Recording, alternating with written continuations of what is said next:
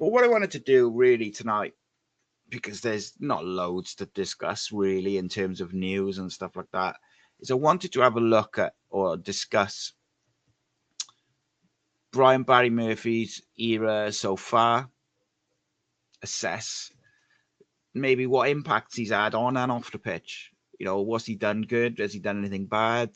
Has it all gone to plan? I think so, but like, I'm sure we can. I'm sure we could find a negative in there somewhere. And look, it's going to be a long, hard season, and this is the first bit up to the first international break.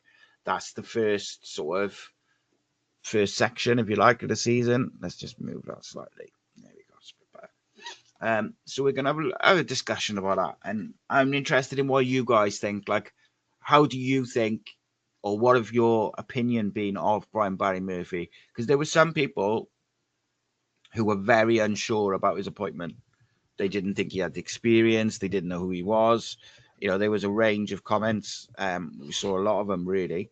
Now, you know, I can sort of say, like, I was quite happy with the appointment. Well, I was very happy with the appointment. And he was someone who I had called for to be involved at Cardiff months before.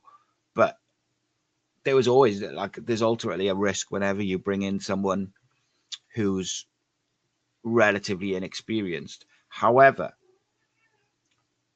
not that I'm one to give Cardiff City's board and owner a great deal of credit.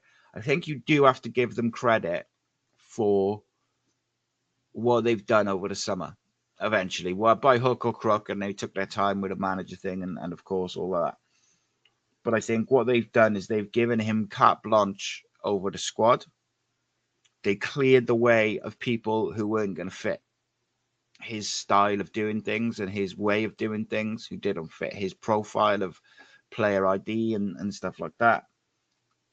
Because the easy thing to do is retain a lot of those players, because I'm sure Mate, Rawls, etc., would all think in themselves as professional footballers that they're all more than good enough for League One.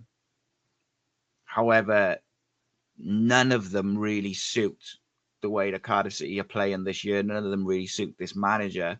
And I think the club had big decisions to make, and they made them, and they did them well. Then they've given him carte blanche to pick the side and go with the youngsters and really only bring in who he wants, not just give him players for the sake of it.